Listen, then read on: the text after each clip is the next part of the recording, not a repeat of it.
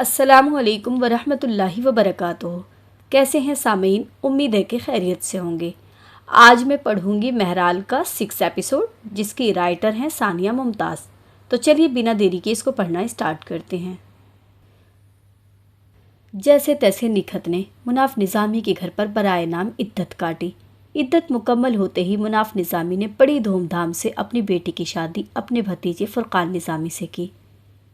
شروع میں مہرال نے بہت واویلا مچایا، مگر پھر مناف نظامی کے جارحانہ رویے اور خوف نے اسے خاموش ضرور کروا دیا تھا۔ اسے امید تھی زامی آئے گا اور اسے لے جائے گا۔ وہ جانے کی ضد بھی کرتی، لیکن اس کی ضد کو خاطر میں لانے والے دادا اب نہیں تھے۔ ہاں، لیکن اس کے سر پر دست شفقت رکھنے والی نانی اسے مل گئی تھی۔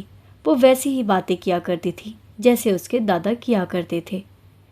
انکل، مجھے پاپا کے پاس جانا ہے، آپ لے جائیں پلیز۔ شادی کے بعد نکھت کے ساتھ مہرال بھی نظامی کے ساتھ آ کر رہنے لگی۔ مہرال کو وہاں ہر چیز دلائی جاتی تھی، مگر مانگنے پر۔ نظامی اپنے کمرے سے نہا کر نکلا تھا جب دروازہ کھول کر مہرال اندر داخل ہوئی۔ نظامی کو اس کی جرت پر اچنبھا ہوا۔ تم اندر کیسے آئی ہو؟ نظامی نے تیوری چڑھا کر مہرال سے پوچھا، جس کی آنکھوں میں موٹے موٹے آنسو ٹھہرے ہوئے تھے۔ انکل، مجھے پاپا کے پاس چھوڑ آئیں، میں نے یہاں نہیں رہنا۔ آنکھیں میچ کر اس نے اپنے آنسوؤں کو آزاد کیا۔ نظامی نے لب بھیجے، تولیہ زور سے پٹکتا وہ دروازے کی طرف بڑھا اور دروازہ لاک کر کے اس کے سامنے آیا اور گھٹنوں کے بل بیٹھ کر اس کے کندھوں سے زور سے پکڑ کر کھینچا۔ پہلی بات میری یہ یاد رکھو غلیظ خاندان سے آئی ہوئی نیچے لڑکی، آئندہ اگر میرے یا کسی کے بھی کمرے میں جانا ہو تو پہلے نوک کر کے اجازت لیا کرو۔ نظامی اس کے گوشت میں انگلیاں پیوست کرتا جب غرایا تو خوف کے مارے مہرال چوں بھی نہ کر سکی۔ اس کی آنکھیں پھٹی رہ گئی تھیں۔ دوسری بات، آج آخری دفعہ تم نے اپنے پاپا کا نام لے لیا ہے۔ آئندہ کی بات اگر تم نے اپنے پاپا کا نام لیا یا اس کے پاس جانے کی ضد کی تو یاد رکھنا، میں تمہارے پاپا کو بھی مار دوں گا، تمہاری دادی کو بھی مار دوں گا اور تمہارے چھوٹے بھائی کو قبر میں زندہ دفن کر دوں گا، سمجھی؟ آخر میں وہ زور سے چلایا۔ ننھی مہرال کو تو گویا روحی فنا ہو گئی۔ یہ وہ کس کے پاس آ گئی تھی؟ تمہیں اب ہمیشہ یہاں ہی رہنا ہے اور مجھے تم ڈیڈ کہو گی، انکل نہیں۔ آخری بات مہرال کے لیے مشکل تھی۔ مگر میرے پاپا آپ نہیں۔ ابھی وہ بات مکمل نہیں کر سکی تھی جب نظامی نے مہرال کا چھوٹا سا معصوم چہرہ اپنے سخت ہاتھ میں لے کر زور سے دبوچا تھا۔ انکل مجھے چھوڑیں، وہ درد سے چلا بھی نہیں پا رہی تھی۔ انکل، نظامی نے سوالیہ آبرو اچکایا۔ ڈیڈ، مہرال نے فوراً تصحیح کی تاکہ نظامی اسے چھوڑ دے۔ نظامی نے زور سے اسے چھوڑا کہ وہ اپنا توازن کھوتی ہوئی گر گئی۔ میں نے تم سے جو بھی کہا ہے یا جو بھی کیا ہے، اگر اس کی بھنک بھی کسی کو لگ گئی تو اپنے باپ کی لاش کا انتظار کرنا شروع کر دینا، کہتے ہوئے وہ اٹھ کھڑا ہوا اور دروازہ کھول دیا۔ دفع ہو جاؤ۔ مہرال فوراً وہاں سے بھاگ گئی۔ نظامی نے مہرال کو پہلی دفعہ ٹارچر نکھت سے چھپ کر کیا تھا۔ وہ نہیں جانتا تھا کہ نکھت کو فرق نہیں پڑتا، لیکن جب اسے پتہ چل گیا تو آہستہ آہستہ ٹارچر گھر میں سرے عام ہونے لگا۔ یہ آخری دن تھا جب نظامی نے اس کے منہ سے اس کے باپ کا ذکر سنا۔ اس کے بعد مہرال نے اپنی ماں کو پارٹیز، شاپنگ، ٹرپس اور نظامی میں مصروف پایا۔ اس کے پاس مہرال کے لیے نہ پہلے کبھی وقت تھا، اب تو خیر وہ نئی نئی آزاد ہوئی تھی۔ شادی کو 1 سال بیتا تو فرقان نظامی کو اللہ تعالیٰ نے بیٹا عطا کیا۔ مہرال نے اس میں عبداللہ کو ڈھونڈ کر اسے پیار کرنا چاہا تو نظامی نے مہرال کو پوری طرح دھتکارا۔ یہ جتلایا کہ اس کی اوقات نہیں ہے نظامی کی اولاد کو چھونے کی، مگر مہرال کو اصل دھچکا تب لگا جب اس نے نکھت کو سمیر سے پیار کرتے ہوئے دیکھا۔ اس نے اپنی ماں کا یہ روپ تو کبھی بھی نہیں دیکھا تھا، مگر مہرال کو یہ بات بڑی مدت بعد معلوم ہوئی تھی کہ جس دن سمیر پیدا ہوا تھا اس دن نظامی نے اپنی جائیداد کا 25% نکھت کے نام کر دیا تھا۔ پھر ایسی اولاد کو وہ پیار کیسے نہ لٹاتی۔ پہلے 6 ماہ میں نے پاپا کا بہت انتظار کیا تھا، لیکن آہستہ آہستہ جب مجھ سے ان کے آنے کی امید کھونے لگی اور مجھ پر تشدد کھلے عام کیا جانے لگا، پھر میں نے سوچا کہ میں وہ سب کروں گی جو دادا کو ناپسند تھا۔ پھر تو پاپا آ جائیں گے۔ نظریں جھکائے مہرال نے ٹیبل پر موجود ٹیشو باکس میں سے ٹیشو لے کر اپنی آنکھوں کے نمکین پانی اس میں جذب کیا۔ میر ہنوز اسے توجہ سے سن رہا تھا۔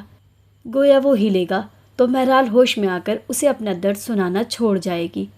سب سے پہلا کام جو میں نے غلط کیا تھا وہ میرا جمعے کے دن نماز پڑھنا تھا، لیکن یہ جانتی تھی کہ دادی کے کس اشارے پر مجھے کیا پڑھنا ہے۔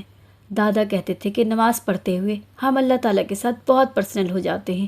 ایسا نہیں ہے کہ نماز کے علاوہ ہم انہیں نہیں پکار سکتے، لیکن نماز میں ہم اللہ سے براہ راست مل رہے ہوتے ہیں۔ اس نے لبوں پر زبان پھیر کر ہمت مجتمع کی۔ میں نے نماز کو خیر بات کہہ دیا تھا۔ میرا کفر تبھی شروع ہو گیا تھا۔ میں نے پورا جمعہ انتظار کیا، پاپا نہیں آئے۔ آنسو اس کی آنکھ سے ٹوٹ کر پھر سے گرا تھا۔ اس بار اس کی سسکی بھی بلند ہوئی، 1، پھر 2، 3 بھی۔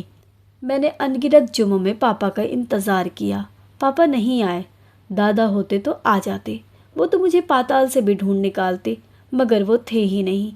ایک ایک کر کے میں نے بہت حربے آزمائے، لباس میں ماڈسٹی چھوڑ دی، دعائیں پڑھنا بند کیا، حتیٰ کہ میں اپنے فائنل ایگزامز میں 2 سال فیل ہوتی رہی، مگر پاپا وہ نہیں آئے۔ اپنی انا، اپنے اصولوں کی خاطر انہوں نے اپنی بیٹی گنوا دی۔ پھر میں نے ان کا انتظار کرنا بھی چھوڑ دیا۔ یاد کرتی ہوں تو صرف کوسنے کے لیے۔ اس نے نظریں اٹھائیں۔ میر پہلے سے ہی اس کی طرف دیکھ رہا تھا، دونوں کی نظریں ملی۔ میر، مہرال کی آنکھوں میں ڈھیروں پانی اکٹھا ہو چکا تھا۔ اس نے میر کو بولنے کے قابل نہیں چھوڑا تھا۔ میر کو پکارا بھی تو تب جب وہ اپنے دکھ، اپنی اذیتوں کی انتہا پر تھی۔ ماما کو نظامی مل گیا، پاپا کے پاس عبداللہ اور دادی ہیں۔ خالی ہاتھ کس کے ہو گئے اس سب میں؟ مہرال نے روتے ہوئے اپنے خالی ہاتھ میر کے سامنے کیے۔ ان لوگوں نے تو میرے اللہ بھی میرے پاس نہ چھوڑا، مجھے اس سے بھی دور کر دیا۔ چہرہ ہاتھوں پر گرا کر اب وہ بآواز رونے لگی۔ میر کا دل بھیجا تھا، اس وقت اسے خاموش بھی نہیں کروا سکتا تھا۔ وہ چاہتا تھا کہ مہرال اپنا سارا غبار نکال دے۔ اس نے مہرال کے سامنے پانی کا گلاس رکھا، جسے مہرال نے ایک سانس میں ہی پی لیا۔ پھر کچھ لمحے توقف سے وہ پھر سے بولنے لگی۔ میں نے حالات سے سمجھوتا کرنا چاہا تھا، مگر نظامی ظالم نکلا، وہ جلاد نکلا۔ انسان کی کھال میں بھیڑیا تھا وہ، مجھے مارنے اور ٹارچر کرنے کا کوئی موقع نہیں چھوڑتا تھا۔ ایک بار جب مجھ سے غلطی ہوئی تو میں نے اللہ سے کہا کہ اگر وہ مجھ سے واقعی محبت کرتے ہیں تو مجھے بچا لیں۔ انہوں نے بچا لیا تھا، لیکن میں شرمندہ تھی اپنی حرکت پر۔ پھر یہ بہانہ کر کے میں اللہ سے ناراض ہو گئی کہ انہوں نے مجھے بدترین زندگی عطا کی ہے۔ میں واپس پھر ان کی طرف نہ پلٹی، میں نے راستہ بدل لیا۔ اس نے لمبی سانس کھینچی، مگر آج جب علی بیگ اسے نظر میر کی طرف اٹھائیں، اب ان میں خوف تھا۔ جب وہ میری تباہی کے بالکل قریب کھڑا تھا تو میں نے پھر سے اللہ کو پکار دی۔ نظریں تھی کہ ندامت سے جھک گئی۔ میری ایک پکار پر وہ کیسے آ گئے؟ مجھے محسوس ہوا تھا کہ وہ کہیں ہیں۔ اس کی آنکھیں اب جلنے لگیں۔ میں نے ان کو پاورفل کہہ کر پکارا تھا، وہ تو پلانر بھی بن کر سامنے آئے۔ انہوں نے یہ نہیں کہا کہ آج تم کس منہ سے دوبارہ آئی ہو، انہوں نے بس مدد بھیج دی۔ نم آواز میں اس نے گویا خود پر افسوس کیا، پھر سے جھٹک کر واپس وہیں سے شروع کیا جہاں اس نے چھوڑا تھا۔ نظامی مجھے مارنے کے نت نئے طریقے ڈھونڈا کرتا، مگر آغاز ہمیشہ بالوں سے جکڑ کر کرتا۔ میں 9 کلاس میں تھی جب میں نے اندازہ لگایا کہ نظامی کا پہلا شکار ہی میرے بال ہوتے ہیں۔ اگر یہ بال نہ ہوں تو شاید وہ مجھے مارنا چھوڑ دے۔ اگلے دن ہی میں کلاس میں اپنے آدھا انچ بالوں کے ساتھ گئی تھی۔ میں بہت خوش تھی اس دن۔ اس کی نظر خلا میں جم کر رہ گئی۔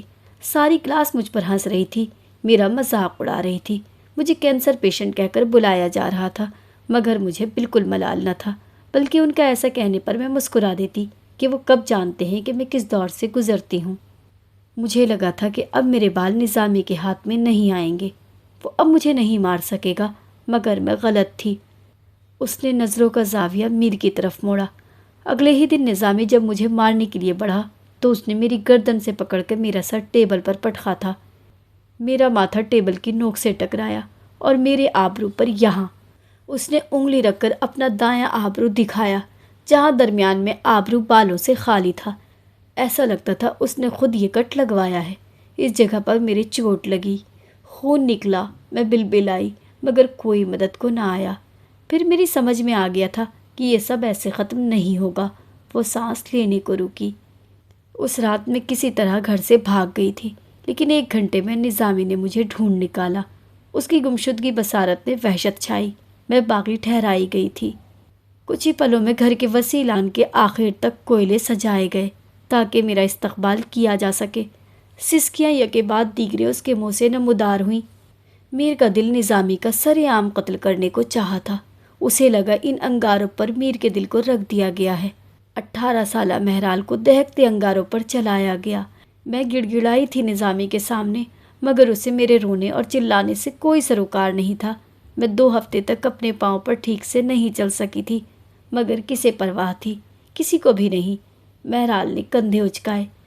جن دنوں میں چل نہیں پا رہی تھی انہی دنوں میری ماں نظامی سے چھپ کر پاپا سے ملنے گئی تھی۔ نانی بتاتی ہیں کہ ماما نے پاپا کے پاؤں تک پکڑے تھے، لیکن پاپا نہیں مانے تھے۔ وہ اٹل ٹھہرے تھے۔ انہوں نے ماما کو اپنی زندگی میں قبول نہیں کیا تھا۔ ماما گھر واپس آئیں تو وہ 1 ہفتہ ہاسپٹل میں ایڈمٹ رہیں، شاید اس لیے کیونکہ ان کا سارا کھیل الٹ چکا تھا، کیونکہ ان کی واپسی کا کوئی راستہ نہیں رہا تھا۔ وہ سب کچھ ہار گئی تھیں۔ مہرال نے افسوس سے سرنفی میں ہلایا۔ کیا جاتا اگر پاپا مان جاتے؟ میرے لیے ہی صحیح، وہ مان جاتے۔ ان کو کیسے نہیں پتہ ہوگا کہ مہرال کس حال میں ہے، مگر اپنی انا کی خاطر اور بدلہ لینے کی خاطر انہیں میں یاد ہی نہیں آئی۔ اب کی بار مہرال بہت دیر تک خاموش اپنی لب کاٹتی رہی، پھر اپنے ماضی کی کہانی ختم کرتے ہوئے بولی، زندگی نے جہاں مجھے بہت سے سبق دیے ہیں، وہاں اپنے زخموں اور اپنے دکھوں کو چھپانا بھی سکھایا ہے۔ جب میں ظلم کا شکار ہوتی تو بعد میں مجھے 2 کام کرنا ہوتے تھے، اور درد کو دل میں، چہرے پر نہ میں درد ظاہر ہونے دیتی نہ زخم۔ اس لیے نہیں کہ میرا کوئی مذاق اڑاتا، اس لیے کہ کوئی مجھ پر رحم آمیز نظروں سے نہ دیکھے۔ پھر اس نے نظریں میر کی جانب اٹھائیں اور بات جاری رکھی، مگر آج نہ میں اپنا زخم مزید ڈھانپ سکی اور نہ دکھ، یہ جانتے ہوئے بھی ایسا کر کے میرا دکھ کم نہیں ہو سکتا۔ میں نظامی سے جان نہیں چھڑوا سکتی، میرا نصیب ایسا ہی رہے گا۔ پھر بھی میں خود کو تم پر ظاہر کرنا چاہتی تھی اور میں نے کر دیا۔ میر کی نظر اس کے خالی ہاتھوں پر پڑی اور پھر وہ واپس مہرال کو دیکھنے لگا۔ مجھ پر آج ایک دفعہ پھر سے بغاوت کی مہر لگ چکی ہے میر، ایک بار پھر میرے لیے کوئلے دہکائے جا رہے ہیں۔ وقت گزرتا جا رہا ہے، میرا برا نصیب قریب آ رہا ہے۔ مہرال کے ہاتھ کانپ رہے تھے۔ آج وہ ایک بار پھر سے ماضی کی سزا سے گزرنے والی تھی۔ تم نے ایسا کیا کیا ہے؟ میر نے استفسار کیا۔ نظامی سے چھپ کر 3 سال جاب کی ہے میں نے، اب وہ نہیں چھوڑے گا مجھے۔ میر کو اب ساری بات سمجھ میں آئی تھی۔ اس کا عبایا پہن کر آفس جانا اب میر کو معلوم ہوا تھا۔ ایسا کچھ بھی نہیں ہوگا مہرال۔ میر کوہنیوں کو میز پر ٹکا کر اپنے ہاتھ میز پر رکھے آگے ہوا۔ یہ سب جان کر ابھی بھی تمہیں شک ہے؟ مہرال حیران تھی۔ ٹرسٹ می، ایسا کچھ نہیں ہوگا۔ میر کا اطمینان برقرار تھا۔ وضاحت دو گے؟ مہرال کو لگا شاید میر اس کی باتوں کو جھٹلا رہا ہے۔ تم نے ابھی کہا تھا کہ تمہاری ایک پکار پر اللہ تعالیٰ نے جواب دیا۔ میر نے آبرو جھکا کر اسے یاد دہانی کروائی۔ دل پر نہ جانے کتنے ہی تیر چل رہے تھے۔ ہر بار ایسا نہیں ہوتا، میں بچپن میں بھی پکارا کرتی تھی، لیکن اکا دکا کے علاوہ میں ہمیشہ مایوس رہی تھی۔ وہ سرد آہ بھر کر رہ گئی۔ اللہ کی طرف بھیجی جانے والی پکار کبھی خالی نہیں لوٹتی۔ یہ انحصار کرتا ہے کہ کتنی شدت سے پکارا جا رہا ہے۔ غفلت سے بھری پکار پر کان نہیں دھرا جاتا۔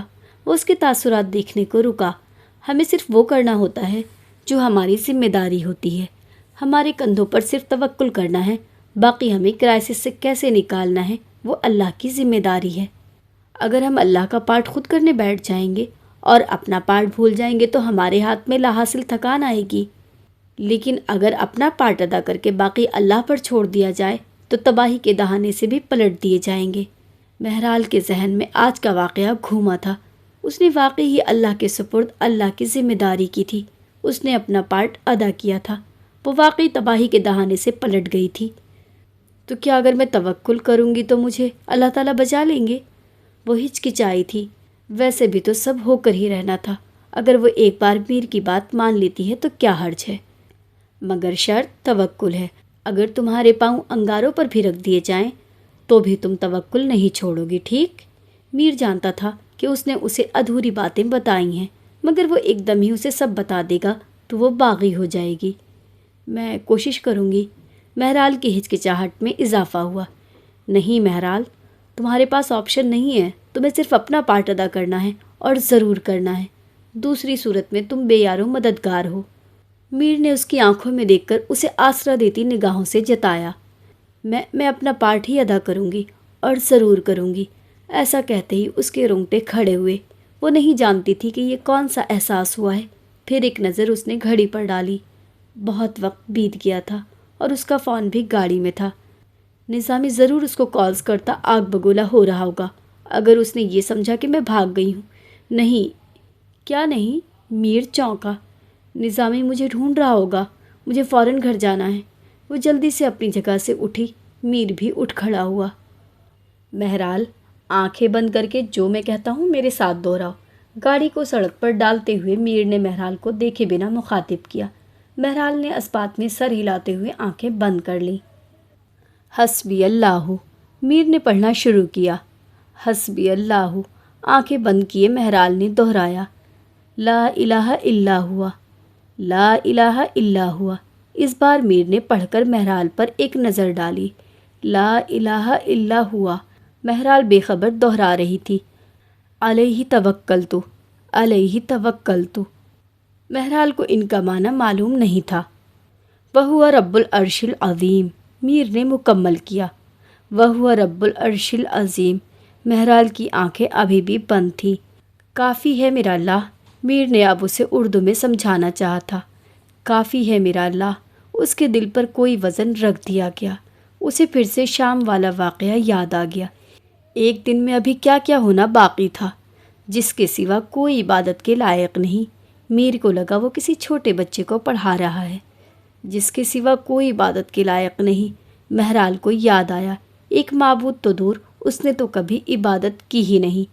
پھر بھی اللہ کافی ہو جائے گا۔ اسی پر میرا توکل ہے، اسی پر میرا توکل ہے۔ اسے یاد آیا میر نے یہی تو کہا تھا اسے یہ نہیں سوچنا تھا کہ اس نے عبادت کی ہے یا نہیں۔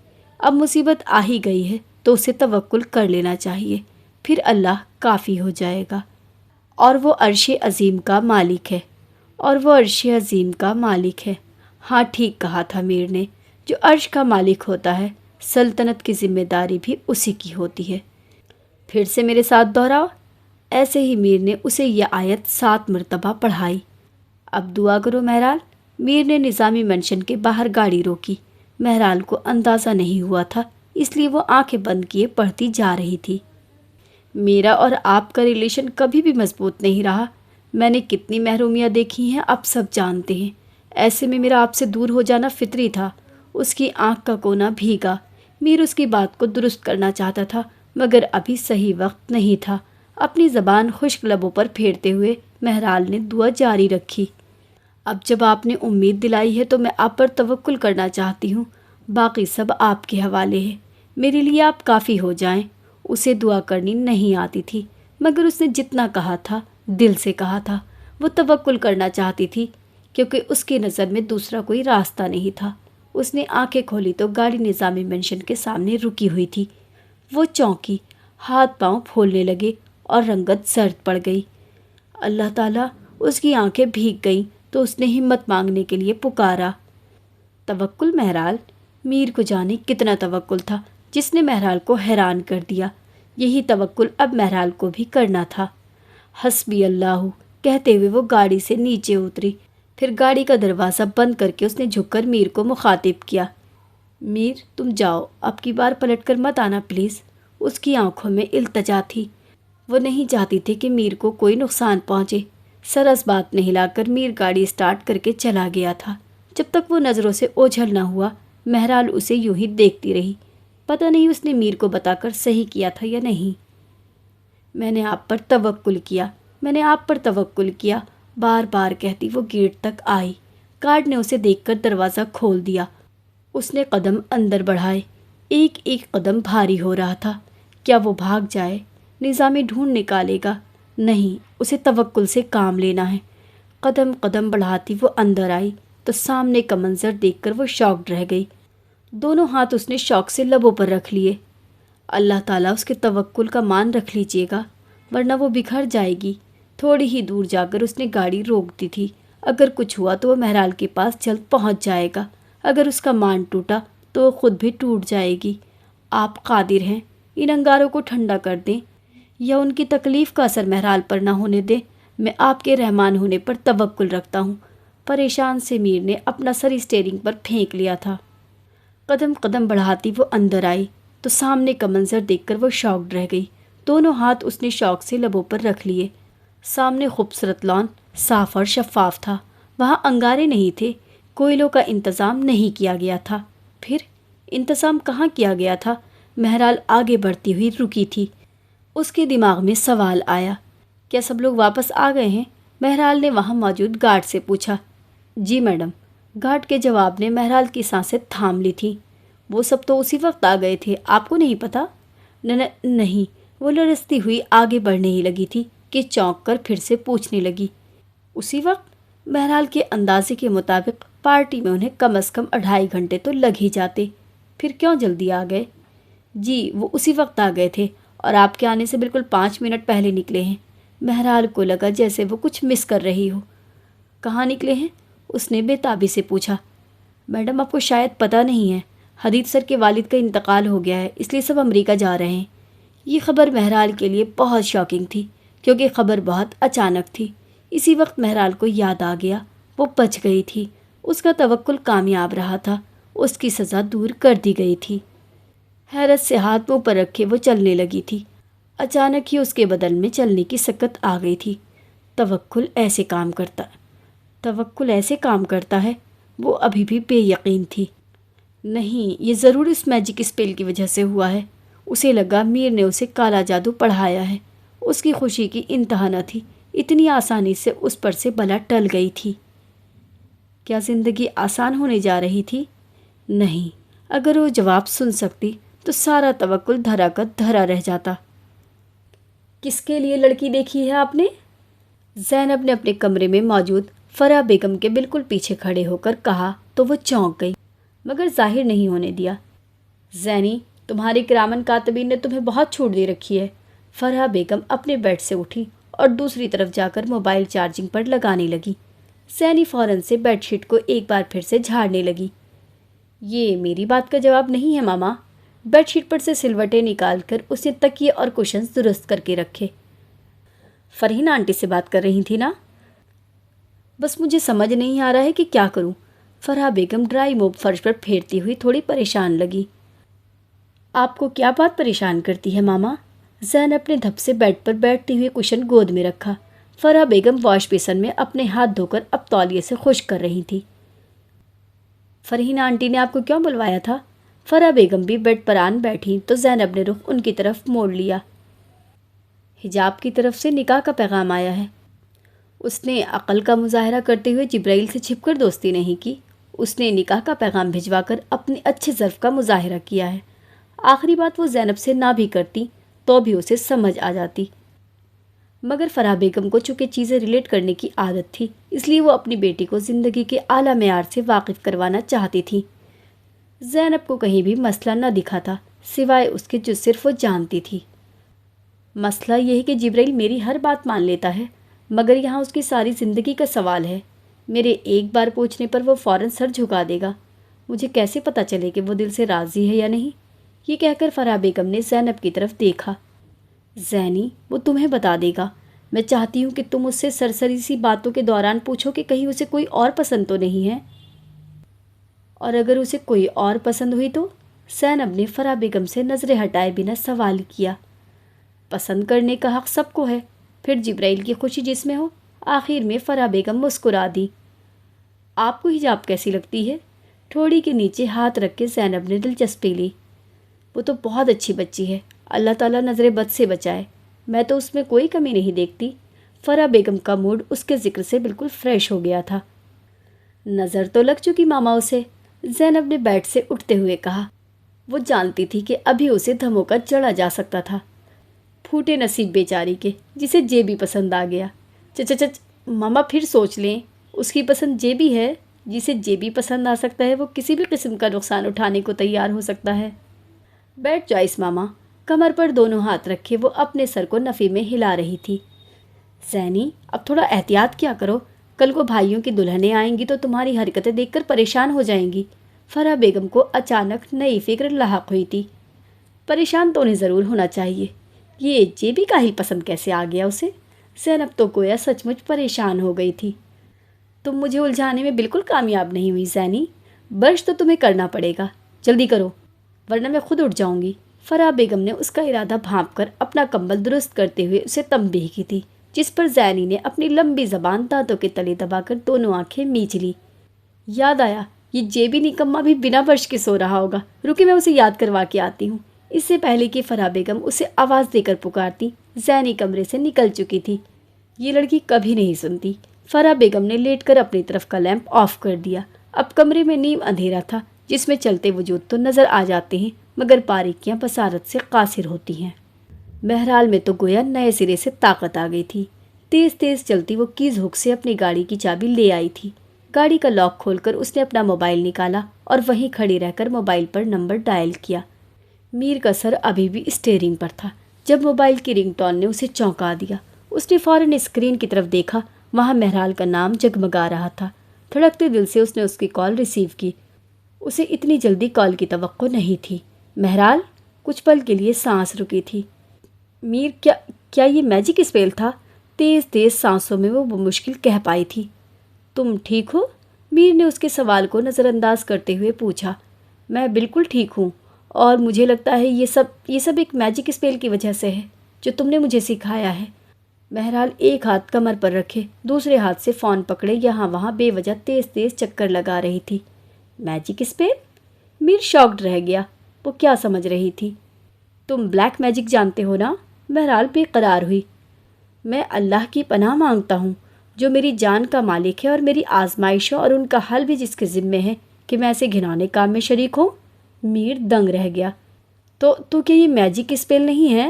مہرال رکی۔ اس نے خود کو غلط پایا۔ میر پاک تھا ان کاموں سے، اسے ندامت ہوئی۔ نہیں مہرال، یہ تمہارا توکل تھا جو تم نے اللہ تعالیٰ پر کیا۔ اللہ تعالیٰ کے سامنے یہ بلیک میجک اور کسی شیطان کی کوئی وقت نہیں، میر نے سنجیدہ لہجے میں کہا۔ اللہ تعالیٰ کی پاورز کا سن کر اس کی ریڑھ کی ہڈی میں لہر دوڑ گئی۔ وہ گنگ رہ گئی۔ اس کی دعا کو واقعتاً جواب ملا تھا۔ سردی تھی یا خوف، اس کے بدن پر کھڑے رونگٹے وہ بآسانی دیکھ سکتی تھی۔ اب تم جا کر سو جاؤ، کل صبح میں تمہیں گھر کے باہر لینے آؤں گا، ریڈی رہنا۔ جواب سنے بنا میر نے فون بند کر دیا تھا اور کار اسٹارٹ کر کے ڈرائیو کرنے لگا۔ اب یہاں رکنا بے معنی تھا، مگر مہرال وہیں کھڑی رہی، سن سی۔ دماغ میں بس ایک چھوٹا سا لفظ گونج رہا تھا، توکل۔ اسکن سویٹ پینٹس پر میرون ٹی شرٹ پہنے وہ قدم قدم چلتا کمرے میں داخل ہوا۔ دماغ مہرال کی باتوں میں ہی الجھا ہوا تھا۔ وہ تنہائی سب سے گزر رہی تھی مگر کسی کو خبر نہیں تھی۔ وارڈروب میں سے ہینڈ ریپس نکال کر وہ انگوٹھے میں ہک ڈالتا ہوا بائیں ہاتھ پر ریپ کو لپیٹنے لگا۔ چہرہ بے تاثر تھا، جیسے دماغ میں سارا غبار اکٹھا ہو رہا ہو۔ پنچنگ بیگ اٹھا کر اس نے ہک سے لٹکایا۔ موبائل پر اسٹاپ واچ اسٹارٹ کر کے اس نے ٹیبل پر رکھا۔ میں گڑگڑائی تھی نظامی کے سامنے۔ پنچنگ بیگ کو درست کرتا ہوا وہ دونوں ہاتھوں کی انگلیوں کو بند کر کے چہرے کے قریب لایا اور آہستہ آہستہ آگے پیچھے جمپ کرنے لگا۔ مہرال کے الفاظ اس کے کانوں میں گونج رہے تھے۔ انکل مجھے پاپا کے پاس چھوڑ آئیں، میں نے یہاں نہیں رہنا۔ اسی لگا وہ ننھی مہرال کو اپنی آنکھوں سے دیکھ سکتا ہے اور نظامی پنچ بیگ کی صورت میں اس کے سامنے کھڑا ہے۔ نعم البدل حاضر تھا، نقصان تو شجر کا ہوا تھا۔ میر جبڑے بھیچے بیگ کے آگے پیچھے شفل کرتے ہوئے فٹ ورک کرنے لگا۔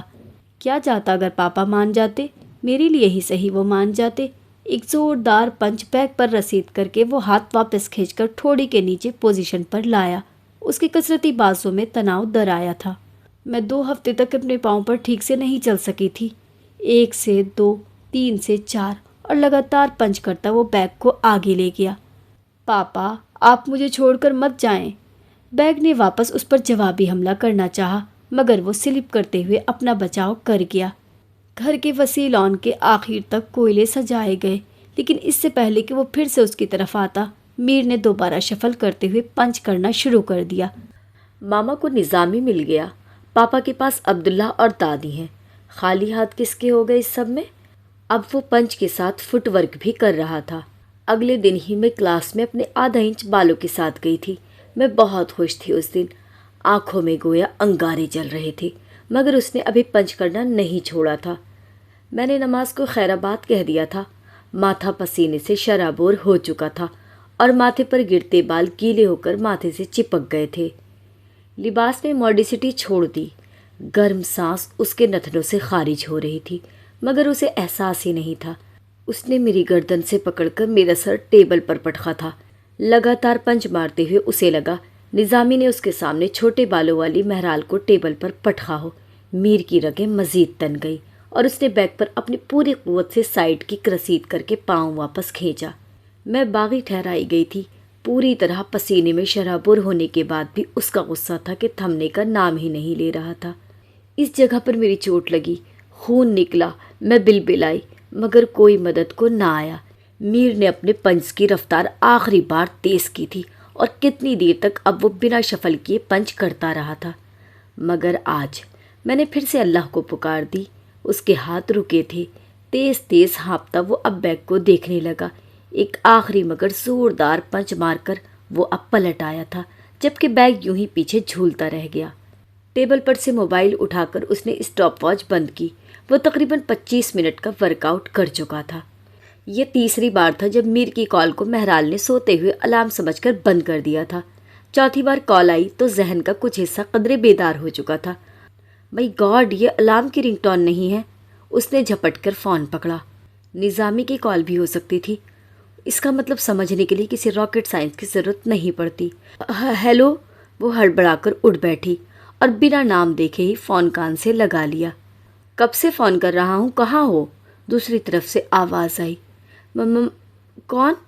وہ آواز پہچاننے میں کامیاب نہ ہوئی تو جواب ادھورا چھوڑ کر سوال پوچھ بیٹھی۔ تم ایڈیٹ ہو؟ میر اس کے سوال پر حیران ہوا تھا۔ میرا وہ مطلب نہیں تھا۔ اس نے فون کان سے ہٹا کر دیکھا تو میر کی کال تھی۔ پھر سے فون کان سے لگاتے ہوئے وہ آلتی پالتی مار کر بیڈ پر ہی بیٹھ گئی۔ 6:30 بج چکے ہیں، میں ویٹ کر رہا ہوں، جلدی سے باہر آ جاؤ۔ میر نے ایک نظر اپنی گھڑی پر ڈال کر کہا۔ اتنی جلدی؟ وہ حیران رہ گئی تھی۔ تمہاری صبح رات کو شروع ہوتی ہے کیا؟ میر نے اس پر طعنہ کسا تھا۔ تو تم کیا دوپہر میں ہی ڈنر کر لیتے ہو؟ مہرال آج بہت دیر بعد خود کو فریش اور پرسکون محسوس کر رہی تھی۔ تم باہر آ رہی ہو یا نہیں؟ میر نے گویا اسے دھمکی دی۔ تمہیں کچھ چاہیے؟ وہ بیڈ سے اٹھتے ہوئے اس سے پوچھنے لگی۔ نہیں، اگر آپ اپنے قدرے مبارک روئے زمین پر اتار لیں گی تو احسان ہوگا۔ وہ ڈرامائی انداز میں کہنے کے سوا کچھ نہیں کر سکتا تھا۔ جیبی کی طرح ایکٹ کرنا بند کرو۔ وہ کھل کر مسکرائی اور کال کاٹ دی۔ دوسری طرف میر بھی مسکرایا۔ اب وہ بھی جبرائیل کو جیبی کہہ کر پکارنے لگی تھی۔ میں نے تمہیں منع کیا تھا۔ مہرال بلیک ہوڈ اور ٹریک پینٹس پہنے، ڈھیلے جوڑے کے ساتھ 2 ٹریول مگز پکڑے گاڑی کے پیسنجر سیٹ پر بیٹھی تھی جب میر اکتایا تھا۔ یہ کافی تمہیں اچھی لگے گی؟ بہرحال کو لگا وہ فارمل ہو رہا ہے۔ ہم کافی پر تو نہیں جا رہے تھے، میر نے سنجیدہ ہو کر کہا۔ میں جاگنگ پر بھی نہیں جا رہی، اس نے ادھار لوٹایا تھا۔ تمہیں کیسے پتا؟ میر کو حیرت ہوئی۔ ظاہر ہے، اتنی صبح ہم اور کہاں جا سکتے ہیں، اس نے آنکھیں گھماتے ہوئے کہا۔ تو اس میں کچھ عقل پائی جاتی ہے، وہ بس سوچ ہی سکا تھا۔ ایسا کرتے ہوئے وہ مسکرا دیا۔ گاڑی پارک کر کے باہر روک کر اب دونوں گاڑی سے اترے تھے۔ یہ پارک مہرال کے گھر سے صرف 2 منٹ کی مسافت پر تھا۔ ہلکی ہلکی دھوپ کھلنے لگی تھی۔ آج کی صبح اسے بہت خوبصورت لگ رہی تھی۔ مہرال نے فوراً ایک بینچ دیکھا، مگر وہ اس کی وجہ سے گیلا ہو چکا تھا۔ یہ لو، میر نے ٹیشو باکس آگے بڑھایا۔ مہرال کی نظر ٹیشو سے اس تک گئی، وہ حیران تھی۔ ظاہر ہے تم کافی جاگ کرتے ہوئے تو پینے سے رہی۔ میں روزانہ بینچز کو اس سے گیلا دیکھتا ہوں، اس لیے ٹیشو باکس لے آیا۔ یہ شخص نہ جانے کتنے قدم آگے رہ کر سوچتا تھا۔ مہرال نے سوچتے ہوئے ٹیشو باکس لے لیا۔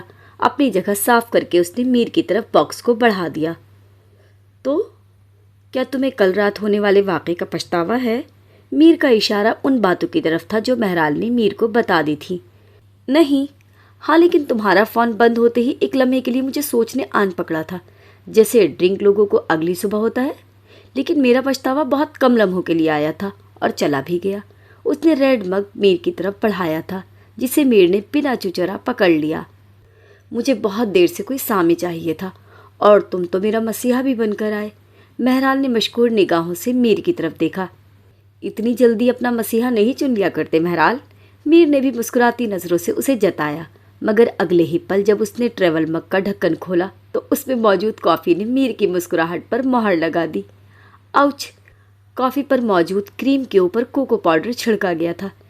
جتنی کریم اس کی کافی پر ڈالی گئی تھی اتنی تو وہ ایک ہفتے میں بھی ختم نہ کرتا، اور یہ ورک آؤٹ صاحب کی آدھی تنخواہ کٹ گئی۔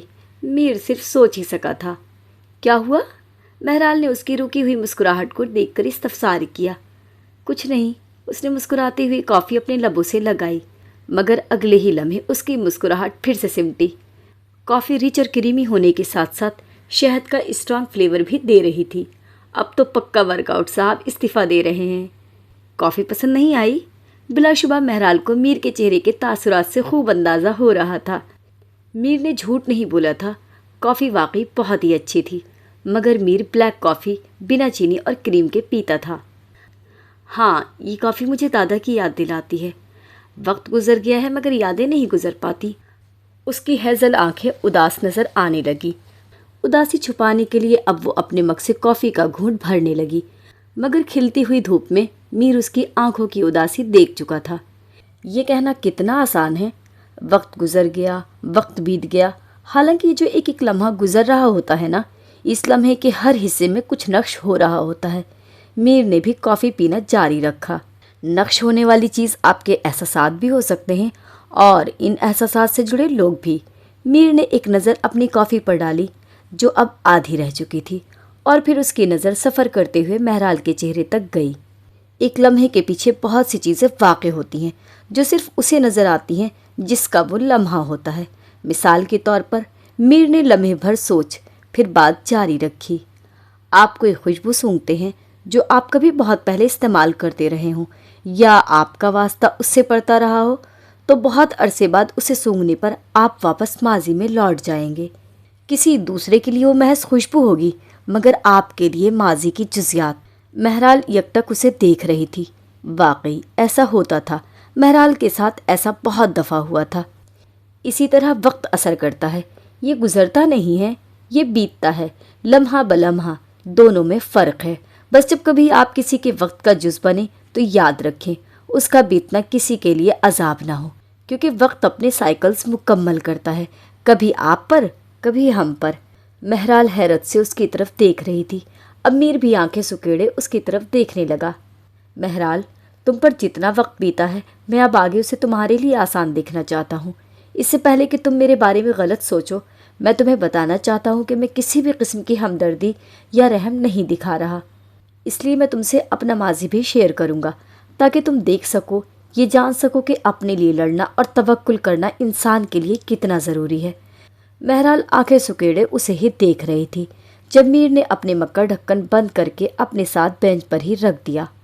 میرے نانا نہایت نیک اور خدا ترس بندے تھے، مگر ان کے امتحانات بھی لاڈلے بندوں جیسے ہی تھے۔ میر ٹیبل پر نظریں گاڑے مسکرا دیا۔ مہرال حیران رہ گئی، کیا اس جیسے شخص کا بھی کوئی ماضی ہو سکتا ہے؟ مہرال نے بھی اپنے مگ کا ڈھکن بند کیا اور دھیان سے سننے لگی۔ میری ماما نانا ابو کی سب سے پہلی اور اکلوتی اولاد تھی۔ ماما کی پیدائش کے 2 دن بعد نانا ابو کی عزیز جان زوجہ فوت ہو گئیں۔ پھر نانا نے ان کے بعد کبھی بھی شادی نہیں کی تھی۔ میر نے ایک نظر اٹھا کر اسے دیکھا اور پھر سے نظریں جھکا کر بولنے لگا۔ نانا ابو نے ماما کی بہت اچھی پرورش کی۔ پھر جب وہ یونیورسٹی کے آخری سال میں تھی تو ماما کی پھپھو نے نانا ابو سے ماما کا ہاتھ مانگ لیا۔ ماما کا تعلق مڈل کلاس گھرانے سے تھا اور ان کی پھپھو بہت ہی امیر خاندان میں بیاہ کے گئی تھی۔ اس سب کے بعد بھی ماما میرے پاپا کو پسند آ گئی تھی۔ بہت ٹال مٹول کے بعد بھی جب پاپا اپنی ضد پر اڑ چکے تھے تو نانا ابو کو ہاں کرنی پڑ گئی۔ ایک کرب میر کی آنکھوں میں اتر کر ٹھہر گیا تھا۔ مہرال بآسانی دیکھ سکتی تھی کیونکہ میر نے خود ہی اجازت دی تھی۔ آج میر اس کے سامنے سب کچھ کھول کر رکھ دینے والا تھا تاکہ مہرال کو وہ اپنا ساتھی پا سکے۔ یہ کیا کر رہی ہو تم؟ شادی کے 1 ہفتے بعد ہی افروز خان نے اپنے دوستوں کو گھر پر دعوت دے دی تھی، جن میں سے چند ایک کے ساتھ ان کی بیویاں بھی مدعو تھیں۔ فرح کو یہ بات پسند تو نہیں آئی تھی، مگر چاروں ناچار اس نے سادہ مگر نفیس سا سوٹ پہن لیا۔ اب وہ اپنی بڑی کالی چادر اوڑھ رہی تھی جس میں صرف آبرو سے لے کر ٹھوڑی تک کا حصہ نظر آ رہا تھا۔ لباس تو چادر میں چھپ ہی چکا تھا۔ یہ دیکھتے ہی افروز کی تیوری چڑھی۔ آپ کے دوست آ رہے ہیں نا؟ الگ انتظام نہیں کیا ہوا، اسی لیے کورنگ ضروری ہے۔ فرح نے اپنے تئیں اطمینان بخش جواب دیا، مگر اندر کہیں وہ جانتی تھی کہ افروز کو اس کا ایسا کرنا برا لگ رہا ہے۔ کورنگ؟ کس سے؟ میرے دوستوں میں تم نے کوئی غنڈا یا موالی دیکھا ہے جو تمہیں کورنگ کی ضرورت پڑ رہی ہے؟ غصے میں افروز کے نتنے پھولے۔ میں نے ایسا نہیں کہا افروز، آپ کے دوستوں میں اگر کوئی اللہ کا دوست بھی پایا جاتا تو مجھے پھر بھی کور کرنا ہی تھا۔ بے بس ہوتی ہوئی وہ ابھی چند لمحوں میں اسے کورنگ کی اہمیت نہیں سمجھا سکتی تھی، مگر وہ آہستہ آہستہ اسے سمجھا ہی لے گی۔ یہ بس فرح کی سوچ تھی۔ مجھے تمہارے اسباق نہیں سننے، تم ابھی اتارو یہ اور ڈھنگ کے کپڑے پہن کر تیار ہو کے نیچے آنا، ورنہ مت آنا۔ اسے دھکیل کر افروز جانے ہی لگا تھا کہ فرح نے پیچھے سے اپنی بدقسمتی کو آواز دے ڈالی۔ افروز، میں کور کیے بنا نہیں آ سکتی۔ فرح معصوم تھی، اس سے کبھی کسی نے ایسی بات کی ہی نہیں تھی، اس لیے ایک ننھا موتی اس کے گال سے لڑکا تھا جسے اس نے فوراً ہاتھ کی پشت سے صاف کر لیا۔ کیا کہا تم نے؟ کیا کہا؟ پھر سے بکو۔ بالکل اس کے سامنے کھڑے ہو کر افروز نے غراتے ہوئے کہا۔ یہ چادر میں نہیں اتار سکتی۔ ابھی اس نے بات مکمل بھی نہ کی تھی جب افروز نے اس کے چہرے پر سناٹے دار تھپڑ بھرا تھا۔ اس تھپڑ سے کتنی ہی دیر فرح کی آنکھوں کے سامنے اندھیرا چھایا رہا۔ یہ پہلا تھپڑ تھا جو افروز نے فرح کو مارا تھا۔ یہیں سے وہ سلسلہ شروع ہوا تھا جس نے فرح کو یکسر مختلف بنا دیا تھا۔ دوبارہ میں تمہاری زبان سے اپنے حکم پر انکار نہ سنوں۔ انگلی سے تنبیہ کرتا ہوا افروز فرح کو بالکل جانور لگا تھا۔ وہ تو چلا گیا، مگر فرح کتنی ہی دیر سن کھڑی رہ کر ٹسوے بہاتی رہی۔ ابا نے یہ کس کے ساتھ بیاہ دیا تھا اسے؟ کتنے نازوں سے پالا تھا اسے ابا نے، اور کس کے ہاتھ میں اس کا ہاتھ تھما دیا گیا تھا؟ واہ یار، کس پارسا کو ڈھونڈ لایا ہے؟ تو صحیح ہے بھائی، تجھے بیوی کے چوری ہونے کا ڈر نہیں ہوگا۔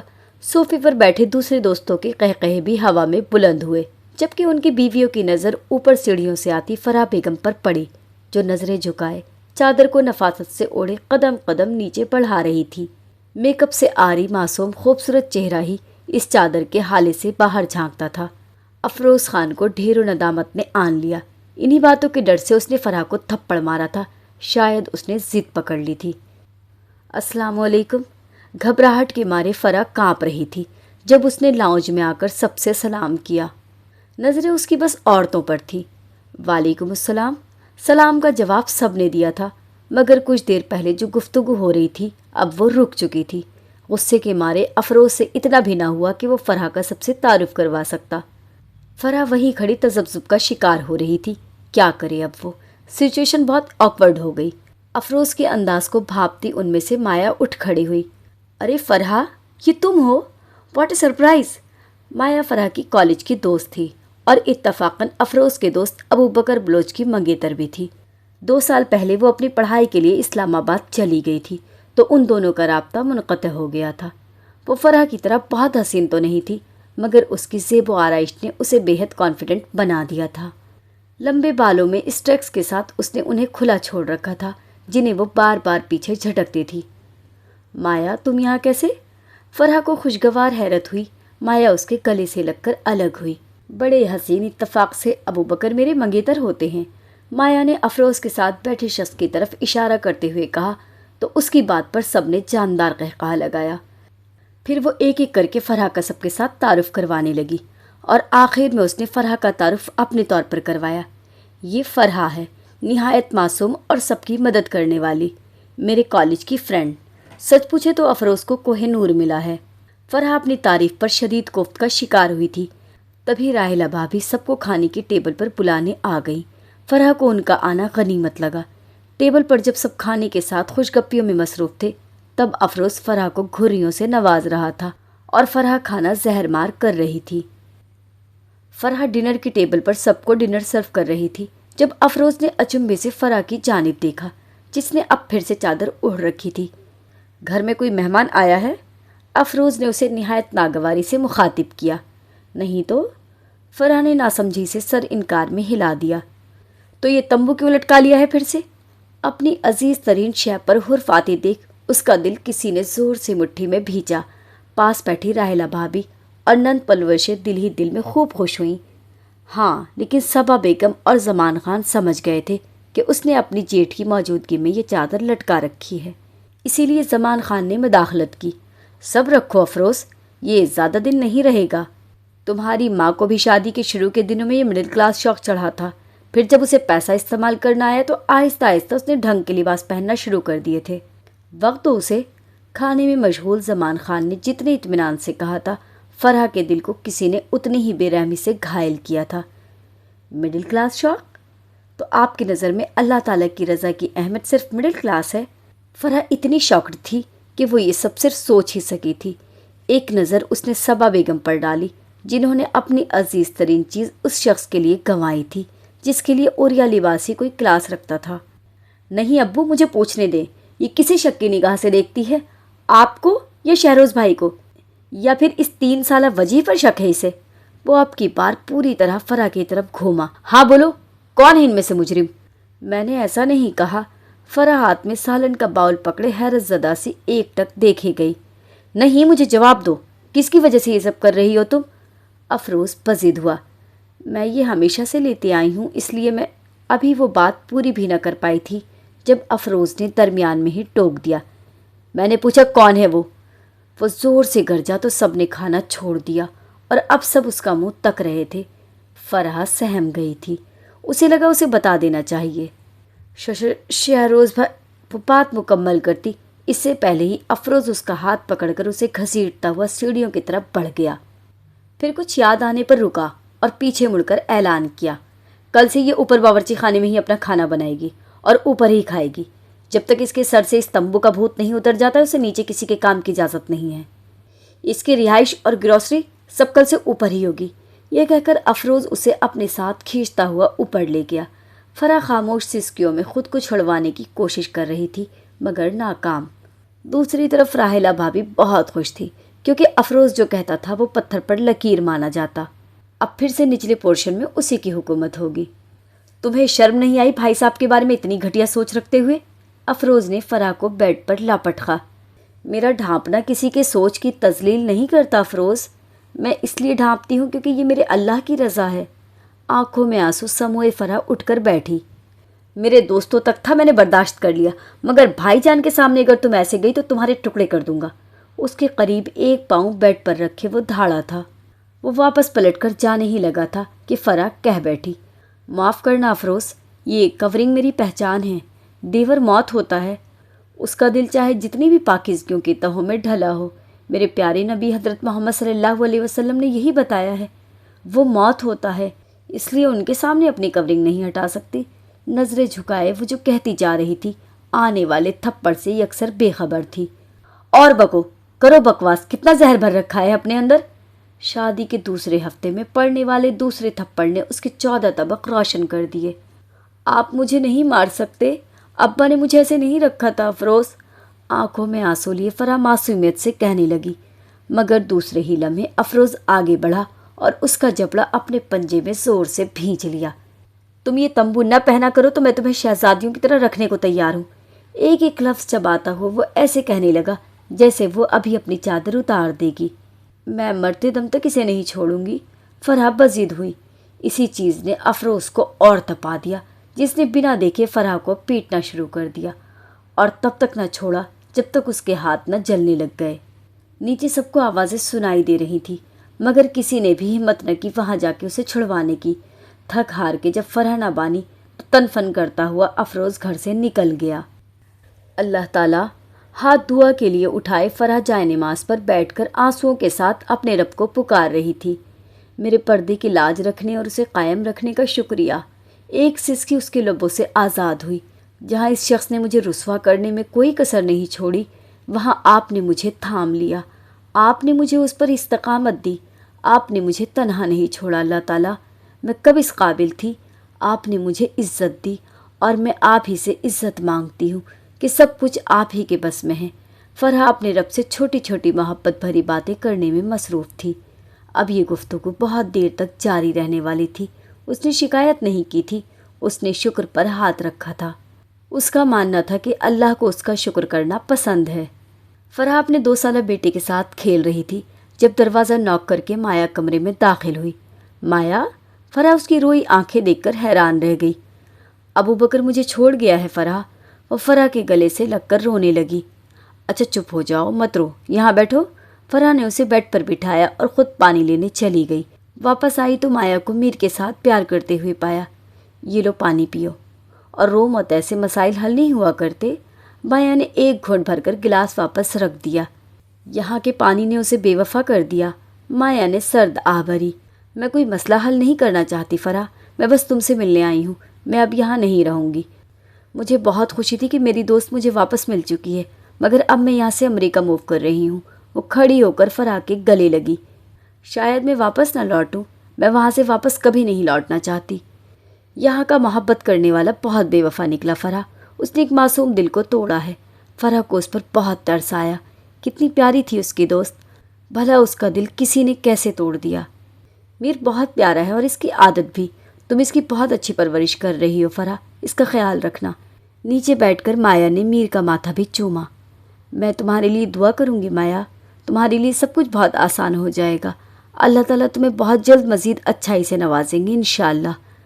فرح نے بہت دل سے دعا دی۔ میں چلتی ہوں، یہ کہہ کر مایا ابھی دروازے تک ہی پہنچی تھی جب افروز اندر داخل ہوا، مگر مایا کو وہاں دیکھ کر تیوری چڑھاتے ہوئے وہیں رک گیا۔ مایا اس سے سلام کیے بنا دروازے سے باہر چلی گئی۔ ظاہر ہے وہ جس کی سابقہ منگیتر تھی وہ افروز کا جگری دوست تھا۔ یہ یہاں کیا کر رہی تھی؟ افروز نے ایک ایک لفظ چبا کر ادا کیا۔ وہ مایا مجھ سے آخری دفعہ ملنے آئی تھی، وہ یہاں سے موو کر رہی ہے۔ فرح نظریں جھکا کر جواب دیتے ہوئے میر کی چیزیں سمیٹنے لگی۔ اسے ڈر تھا کہ افروز پھر کسی بہانے سے اسے مارنے نہ لگ جائے۔ آئندہ مجھے تم سے متعلق کوئی بھی فرد اس گھر میں نہیں چاہیے۔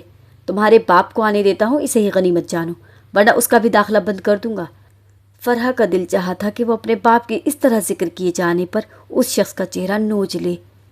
اگر میر کے دنیا میں آنے کی خوشخبری اسے نہ ملی ہوتی تو وہ کبھی بھی اپنے باپ کے گھر سے واپس نہ آئی ہوتی۔ افروز تو چلا گیا مگر فرح کو وہی غم کی حالت میں چھوڑ گیا۔ 7 سالہ میر اپنے نانا کے سامنے ٹیبل پر اپنے دونوں بازو پر اپنا چہرہ رکھے بیٹھا تھا۔ سارے بال ماتھے پر گر رہے تھے اور مسکراہٹ اس کے لبوں پر پھیلی ہوئی تھی۔ نانا، آپ ایلمز ڈمبلڈور ہیں کیا؟ عبد الکریم خان اپنی لمبی داڑھی کی طرف میر کا اشارہ سمجھتے ہوئے بنا جواب کے مسکرا دیے۔ نانا جان، آپ اتنے پیار سے کیا لکھ رہے ہیں؟ نانا جان کسی کالی سطح کے جلد پر سنہری حروف لکھتے ہوئے بہت ہی محو اور خوش نظر آتے تھے۔ اچانک اپنے نواسے کی بات پر چونکے اور مسکرانے لگے۔ یہ محبت کرنے والوں کی طرف سے آئے ہوئے پیغام دوسروں میں بانٹنے کی تیاری کر رہا ہوں، یہ کہتے ہوئے میر کے نانا کے چہرے پر ڈھیروں چمک اتر آئی تھی۔ یہ تو قرآن پاک ہے، یہ تو اللہ کی طرف سے آیا ہے۔ میر کو نانا جان بہت بدھو لگے۔ نانا شاید بوڑھے ہو گئے ہیں، آخری بات میر نے دل میں سوچی تھی، کیونکہ فرح نے اسے کسی کے دل آزاری کرنے سے منع کیا تھا، اور بقول نانا جان، کسی کے دل کی آزاری کر کے گناہ مول لینے سے اچھا ہے کہ خاموشی سے اٹھو اور راستے میں پڑے پتھر ہٹا کر راہگیروں کے لیے راستہ صاف کر دو۔ ایسے غصے کے دوران جو انرجی ابھر کے آتی ہے وہ درست کام میں صرف کر کر اللہ کے خوشنودی کے باعث بنتی ہے۔ تو اللہ تعالیٰ محبت کرنے والے ہی ہیں۔ مگر نانا جان کو میر بدھو نہیں لگا تھا، انہیں وہ معصوم لگا تھا۔ اللہ تعالیٰ محبت کرتے ہیں؟ میر نے چونک کر ٹیبل سے سر اٹھایا، دونوں آبرو اٹھا کر منہ گول کر لیا تھا۔ بہت زیادہ۔ نانا جان قلم چھوڑ کر میر کی طرف متوجہ ہو گئے۔ وہ جانتے تھے اب میر بہت تفصیلات پوچھے گا۔ وہ کیسے محبت کرتے ہیں نانا جان؟ وہ کنفیوز ہو گیا، کیونکہ اسے سمجھ نہیں آ رہی تھی کہ اگر اللہ تعالیٰ اس سے محبت کرتے ہیں تو اسے کیسے پتہ چلے گا؟ اپنے سوال کی وضاحت دو گے؟ نانا جان اس کا سوال صحیح سے نہیں سمجھ پائے تھے۔ جیسے ماما مجھے پیار کرتی ہیں تو میرے یہاں چومتی ہیں۔ میر نے اپنے ماتھے پر اپنی شہادت کی انگلی رکھی جو ماتھے کے نیچے بالکل چھپ چکا تھا۔ جب آپ مجھے پیار کرتے ہیں تو مجھے اسٹور لے کے جاتے ہیں، چیزیں دلاتے ہیں، میرے لیے دعا کرتے ہیں۔ میر کے پاس محبت کرنے والے 2 ہی نفوس تھے۔ میر اس عمر میں ہی جان چکا تھا کہ کون اس سے پیار کرتا ہے۔ میر، جس دن مجھے یہ بات پتہ چلی کہ اللہ تعالیٰ کیسے محبت کرتے ہیں، اس دن کے بعد میں کئی راتیں نہیں سویا تھا۔ مجھے بے چینی تھی کہ پتہ نہیں میرے اللہ تعالیٰ کو مجھ سے محبت ہوگی بھی یا نہیں۔ نانا جان کی آنکھیں نم ہونے لگی تو انہوں نے اپنا چشمہ اتار کر آنکھوں کو مسلنا شروع کر دیا۔ میں کئی دن تک روتا رہا تھا اللہ تعالیٰ کی محبت کرنے کے انداز پر۔ بھلا کون ایسے محبت کرتا ہے جیسے اللہ تعالیٰ کرتے ہیں؟ نانا جان نے اپنا دایاں ہاتھ ہوا میں لہرا کر میر سے سوال کیا۔ کیسا انداز ہے اللہ تعالیٰ کا؟ میر کو تجسس ہوا۔ دل تھام کر سننا۔ جب میں نے سنا تھا تو اگر اللہ کی رضا نہ ہوتی تو شاید میرا سینہ پھٹ جاتا۔ نانا جان نے چشمہ واپس اپنی آنکھوں پر لگا لیا۔ ابو ہریرہ کے بارے میں بتایا تھا نا میں نے؟ नाना जान को अपनी याददाश्त पर गुमान गुजरा। जी हाँ, आप अहादीस की रावी हैं जिन्होंने बहुत सारी बिल्लियाँ भी पाल रखी थी और लोग आपको इसीलिए बिल्लियों का बाप कहकर पुकारने लगे थे, इसलिए उनका नाम अबू हुरैरा पुकारा जाने लगा और उनके बिल्कुल सही नाम के बारे में कुछ बिल्कुल दुरुस्त बताया नहीं जा सकता। मीर ने पुरजोश अंदाज में अपना इल्म झाड़ा। शाबाश बरखुरदार, नाना ने मीर को दाद दी। अबू हुरैरा ने जो रिवायत की है उसका अगर मैं आसान मतलब तुम्हें बताऊं तो हज़रत मोहम्मद सल्लल्लाहु अलैहि वसल्लम फरमाते हैं कि नाना जान अब एक एक करके टेबल से तमाम किताबें समेटने लगे। जब अल्लाह ताला किसी बंदे से मोहब्बत करते हैं तो जिब्राइल अलैहिस्सलाम को आवाज़ देते हैं कि अल्लाह फ़लाँ से मोहब्बत करता है, तुम भी उससे मोहब्बत करो। एक मोहब्बत से भरपूर मुस्कुराहट ने नाना जान के लबों को छू लिया। चुनांचे जिब्राइल अलैहिस्सलाम भी उससे मोहब्बत करते हैं। उन्होंने तमाम किताबें एक तरफ रख दी। फिर वो आसमान में आवाज़ देते हैं कि अल्लाह फ़लाँ से मोहब्बत करता है, तुम भी उससे मोहब्बत करो। नाना जान मीर की आंखों में देखकर उसे बताने लगे। फिर इस तरह अहले आसमान भी इससे मोहब्बत करने लगते हैं और इस तरह अहले ज़मीन भी इसे मकबूलियत हासिल हो जाती है। नाना जान ने अपनी बात ख़त्म की तो मीर के रोंगटे खड़े हो गए। सोचो मीर, वो कैसा मोहब्बत करने वाला है जिसने अपनी मोहब्बत को मोहब्बत देने के लिए सारी कायनात को उससे मोहब्बत करने के लिए लगा दिया। नाना जान ने आंखें सुकेड़ी, फिर मीर से इस्तफसार किया। सोचो मीर, अगर तुम्हें पता चले कि अल्लाह ताला तुमसे मोहब्बत करते हैं तो कैसा लगे। मीर नफ़ी में सर हिलाने लगा। उसे यकीन ही नहीं आ रहा था। मैं अल्लाह ताला की मोहब्बत कैसे हासिल करूं नाना जान। मीर को इस मोहब्बत की चाहत हुई जो सबसे अफजल है। सारी बातें आज ही पूछ लोगे। नाना जान मुस्कुराते हुए उठ खड़े हुए। ये उनका पार्क में जाने का वक्त था। नाना जान का घर अफरोज़ के घर से सिर्फ एक ब्लॉक दूर था, इसलिए फरह उसे ज़्यादा वक्त नाना की तरफ भेज देती थी। वो जानती थी कि मीर के नाना जान इसकी बेहतरीन तरबियत करेंगे। मामा, आप बेस्ट बेकर हैं। मीर ने किचन काउंटर पर बैठकर अपनी माँ के हाथ के डोनट खाते हुए दिल खोल कर तारीफ़ की। आप अपनी बेकरी खोल लें, वहाँ के सब डोनट्स मैं खा जाया करूँगा। मीर खुलकर मुस्कुराया था। किसी चीज़ की ज़रूरत हो तो साबिर से कह देना। अफरोज़ अपना बैग घसीटता सिर्फ 2 लम्हे रुका। ये सुनकर मीर के डोनट मुंह तक ले जाते हाथ रुके। पाप से तो पहले ही कोई उनसियत नहीं थी, मगर उसका रवैया, रूखा सूखा रवैया मीर को बेजार करता था। और अफरोज़, वह ऐसा ही किया करता था। हर हफ्ते बाद फैक्ट्री के किसी न किसी काम से बाहर ही रहा करता था। फिर कई कई दिन उसका घर आना मुमकिन नहीं हो पाता। इतने दिन फराह मारपीट और लान तान से बची रहती। नहीं अफरोज़, आप कल चले जाएं। मीर के स्कूल में पीटीएम है, इसके ज़्यादा टीचर्स मेल हैं। मुझे मर्दों से बात करनी नहीं आती। मीटिंग आपको अटेंड करना होगी। फरहा ने झिझकते हुए कहा। वो अपने लिए तो कुछ भी नहीं कर सकी थी, मगर अपने बेटे के मुस्तकबिल से वो समझौता नहीं कर सकती थी। कितनी बार कहा है कि पीछे से मत टोका करो। अफरोज़, जो उसकी बात पर लब भीचे पीछे को मुड़ा था, बैग छोड़कर उसकी तरफ बढ़ा। मीर डरकर काउंटर से उतर गया। फरहा भी कदम कदम पीछे को बढ़ाने लगी। आप प्लीज़ कल चले जाएं, मीर के स्कूल जाना ज़रूरी है। फरहा घबराई। अब अब्दुल करीम ने तुम्हें मर्दों से बात करने पर भी पाबंदी लगाई है। उसका अंदाज निहायत हतक अंगेज था, जो फरहा के साथ साथ मीर को भी चुभा, मगर दोनों के पास खामोश रहने के अलावा कोई दूसरा रास्ता नहीं था। अफरोज़ मुड़कर जाने ही लगा था जब फरहा ने लाशऊरी तौर पर उसका हाथ पकड़ा। यही उसकी गलती बन गई। एक बार समझ में नहीं आया। अफरोज़ ने मुड़ते हुए सन्नाटेदार थप्पड़ फरहा के चेहरे पर जड़ा। फरहा इस हमले के लिए तैयार नहीं थी और ज़ोरदार चीख के साथ फर्श पर जा गिरी। अफरोज़ उसे मज़ीद मारने के लिए आगे बढ़ा जब 8 साला मीर बिना डरे दरमियान में हाइल हो गया। फरहा बौखला गई और फ़ौरन से उड़ गई। कोई बईद नहीं था कि वो मीर को भी एक मारता। औलाद की आंखों पर भी अपनी पट्टी बांध दी है। चिल्लाती हुई उसने चूल्हे के बर्तन मीर की तरफ उछाले। इससे पहले कि वो मीर पर गिरते, फरहा ने मीर को अपनी पनाह में लेते हुए कवर किया, मगर नुकसान हो चुका था। तेज़ गर्म तेल फरहा के बाएं बाजू और बाएं पाँव को झुलसा गया था। फरहा की चीखें बुलंद हुई, मगर अफरोज़ अपना बैग उठाता हुआ वहाँ से गुस्से में निकल गया। मीर डर गया था। वो बाप के पीछे दौड़ा, मगर वो जा चुका था। ताया जान, दरवाज़ा खोलें, मामा को पापा ने जला दिया है। ताया जान। मीर ने नीचे जाकर रोते हुए ताया और ताई के कमरे का दरवाज़ा ज़ोर ज़ोर से खटखटाया, मगर सोने की एक्टिंग करते हुए कोई बाहर न आया। میر کی دادی تو پچھلے سال ہی فوت ہو چکی تھی، دادا بھی دروازہ نہیں کھولیں گے، اب وہ کہاں جائے؟ پھر میر کے ذہن میں ایک ہی گھر آیا جو ہمیشہ ان کی مدد کے لیے تیار رہا کرتے تھے، فرحین آنٹی۔ آنٹی پاپا نے ماما کو جلا دیا ہے، کوئی ان کی ہیلپ کو نہیں آ رہا، آپ جلدی آئیں، انہیں کچھ ہو جائے گا۔ فرحین جو ان کی ہمسائی تھی وہ سمجھ ہی نہیں پائی کہ میر ہانپ رہا ہے یا رو رہا ہے۔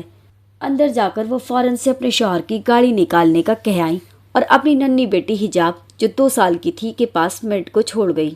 فرحہ چندہ اگر ضرورت ہے تو میں تمہارے پاس رک جاؤں۔ اگلی رات جب فرحین اسپتال سے فرحہ کو گھر لے آئیں تو کوئی بھی اس کی خیریت دریافت کرنے نہیں آیا تھا، اس لیے فرحین نے سوچا کہ فرحہ کی حالت ٹھیک نہیں ہے، اسے فرحہ کے پاس رک جانا چاہیے۔ ارے نہیں، میں ٹھیک ہوں، تم جاؤ، حجاب بھی تمہارے انتظار میں ہوگی۔ اور یہ دیکھو میرا بہادر بیٹا ہے نا میرے پاس، دیکھا تھا کل کیسے اتنی رات میں میرے لیے تمہارے پاس دوڑ آیا۔ فرحہ نے بڑی محبت سے اپنے میر کو دیکھتے ہوئے داد دی تھی جو کل سے ماں کی طبیعت کے لیے ہلکان ہو رہا تھا۔ چھپ چھپ کر جب رو لیتا تو خود ہی آنسو پوچھ کر فرحہ کے ساتھ لاڈ کرنے لگتا تاکہ وہ خوش رہے اور رات کو ہونے والا واقعہ یاد کر کے غمگین نہ ہو۔ اللہ تمہیں کامیاب کرے۔ فرحین آگے بڑھ کر میر سے پیار کرتی ہوئی چلی گئی۔ تم سو جاؤ، اب کافی رات ہو گئی ہے، فرحہ نے میر کا گال تھپ تھپاتے ہوئے کہا۔ میر پھر بھی سر ہلاتے ہوئے فرحہ کے ساتھ لیٹ گیا۔ وہ واقعتاً تھک چکا تھا، اسی لیے اب وہ سونا چاہتا تھا۔ چند لمحے ہی وہ سو سکا تھا جب مسلسل سسکیوں کی آواز سے میر کی آنکھ کھل گئی۔ میر نے آنکھوں کو سکیڑ کر اندازہ کرنا چاہا کہ آواز کہاں سے آ رہی ہے۔ فرحہ بیڈ کے دائیں طرف جائے نماز پر بیٹھی رو رہی تھی۔ ماما، آپ کو پین ہو رہی ہے؟ میر بیڈ کی دوسری طرف آ کے پریشان انداز میں فرحہ سے پوچھنے لگا۔ نہیں، پین کلر لی تھی نا، اب درد کم ہے، آئنٹمنٹ بھی لگا رکھی ہے، یہ جلدی ٹھیک ہو جائے گا۔ فرحہ نے سر اٹھائے بنا ہی میر کو جواب دیا، البتہ اس کی روتی ہوئی آواز میر کو پریشان کر گئی تھی۔ پھر آپ کیوں رو رہی ہیں؟ میر کو فرحہ کے رونے سے بے چینی ہوئی۔ یہاں آؤ ماما کے پاس۔ فرحہ نے اسے اپنے دائیں جانب بلایا۔ اس کی آنکھوں کے پپوٹے سوج چکے تھے اور آنکھیں سرخ تھیں۔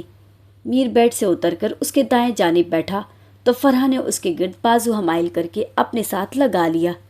میں اس لیے رو رہی ہوں کہ مجھے سمجھ ہی نہیں آ رہی میں اپنے اللہ کا شکر کیسے ادا کروں۔ فرحہ کے آنسو پھر سے بے اختیار ہوئے تھے۔ میر نے سر اوپر اٹھا کر دیکھا۔ فرحہ نے ناک سکیڑی مگر اس بار آنسو نہ پوچھے۔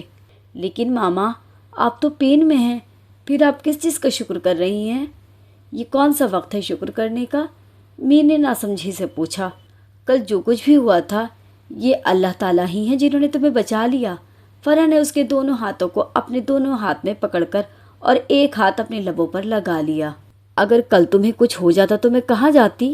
کس کا دروازہ کھٹکھٹاتی؟ میر، میں میر تھوڑی ہوں جسے پتا ہوتا کہ مدد کے لیے کہاں جانا ہے، میں تو ہمت ہی ہار دیتی۔ فرحہ کا اب سب ٹوٹ گیا تھا، وہ اس کے ہاتھ پکڑے پھٹ پھٹ کر رونے لگی۔ آنکھوں میں آنسو تھے یا باڑھ آ گئی تھی، تھمنے کا نام نہیں لے رہی تھے۔ میرے اللہ تعالیٰ ہمیشہ میرا ساتھ دیتے ہیں، مجھے سمجھ نہیں آ رہا اتنے بڑے احسان کا شکر میں کیسے کروں۔ میں نے بہت نوافل ادا کر دیے ہیں میر، مگر میرے دل کو سکون ہی نہیں آ رہا۔ میرا شکر کم ہی پڑتا جا رہا ہے اللہ کے احسان کے آگے، میرا شکر کمزور پڑتا جا رہا ہے، نحیف ہوتا جا رہا ہے۔ مجھے ایسا لگ رہا ہے کہ میرا شکر میرے رب کے احسان کے آگے پورا ہی نہیں ہو رہا۔ اس محنت پر مجھے رونا آ رہا ہے میر، میرے اللہ نے مجھ پر کتنے احسانات کیے ہیں، پھر میرا شکر بھی بڑا ہونا چاہیے نا۔ مجھے خوف آتا ہے کہ اگر میرے کسی ایکٹ نے احسان کرنے والے رب کو ناراض کر دیا تو میں تو بکھر جاؤں گی۔ فرحہ ہاتھوں پر چہرہ گرا کر زار و قطار رونے لگی۔ میر کو اپنی ماں کے صبر پر رشک آیا، اتنا سب سہ کر بھی اسے اپنے رب پر یقین تھا۔ کیا ایسے ہی لوگ ہوتے ہیں جن سے اللہ کو محبت ہوتی ہے؟ میر سن رہ گیا۔ کیا اس کی ماما کے لیے عرش پر کوئی اناؤنسمنٹ ہوگی؟ نانا کہتے ہیں کہ ایسی حالت ہو جائے تو صدقہ کر دیا کریں، آپ کل پہلی فرصت میں ہی صدقہ دے دیں۔ اب کہ میر اپنی ماں کا ہاتھ پکڑ کر چومنے لگا تھا۔ تمہارے نانا ٹھیک کہتے ہیں، میں کل ہی ایسا کروں گی۔ فرحہ کو آنسو پوچھتے ہوئے اپنے ابا کی باتیں یاد آئیں، وہ ٹھیک کہہ رہا تھا، وہ صبح اٹھتے ہی کچھ صدقہ کرے گی۔ نانا جان 11 سالہ میر کے ساتھ چلتے ہوئے پارک جا رہے تھے۔ میر انہیں مسلسل چھوٹے چھوٹے کام کرتے دیکھ رہا تھا۔ کبھی وہ راستے میں پڑے پتھر اٹھا کر پیچھے کرتے، کبھی کسی ہموار سطح پر اپنی جیب سے دانہ نکال کر ڈالتے اور اپنے تھیلے سے مٹی کی کٹوری نکال کر وہاں رکھتے ہوئے میر کو اس میں بوتل سے پانی بھرنے کا کہتے۔ نانا، آپ روزانہ یہاں سے یہ کرتے ہوئے گزرتے ہیں، اکثر اوقات تو آپ کی کٹوریاں بھی غائب ہوتی ہیں، کیا ملتا ہے آپ کو ایسا کر کے؟ میر جب تھک گیا تو نانا جان سے شکایت کر ہی دی۔ برخوردار، یہ نفلی عبادت ہے، ہمارا صدقہ نفلی عبادت میں ہی گنا جاتا ہے، نانا جان نے مسکراتے ہوئے میر کو بتایا۔ وہ میر کے اگلے سوال جانتے تھے۔ اس سے آپ کو کیا ملے گا؟ میر جانتا تھا کہ نانا جان اتنی اسٹرگل صرف ثواب کی نیت سے نہیں کرتے، بات ضرور کچھ اور ہے۔ اس سے اللہ تعالیٰ بھی مجھ سے محبت کریں گے، نانا جان نے اپنے ہاتھ سینے پر رکھتے ہوئے میر کو بتایا۔ پھر دونوں جہانوں میں آپ کے لیے اناؤنسمنٹ کی جائے گی۔ میر نے خود سے اگلی بات بتا دی، مگر نانا جان نفی میں سر ہلانے لگے۔ صرف اتنا ہی نہیں، اللہ کی محبت میں اور بھی بہت کچھ پرومسنگ ہے۔ وہ دونوں پارک میں پہنچ چکے تھے اور اب نرم گھاس پر آ کے بیٹھ گئے تھے۔ ابھی کچھ دیر میں نانا جان کے بہت سے ملنے والے ان کے قریب آ جائیں گے۔ مجھے بھی بتائیں نانا جان، میر نے پرجوش انداز میں نانا جان کے قریب ہوتے ہوئے پوچھا۔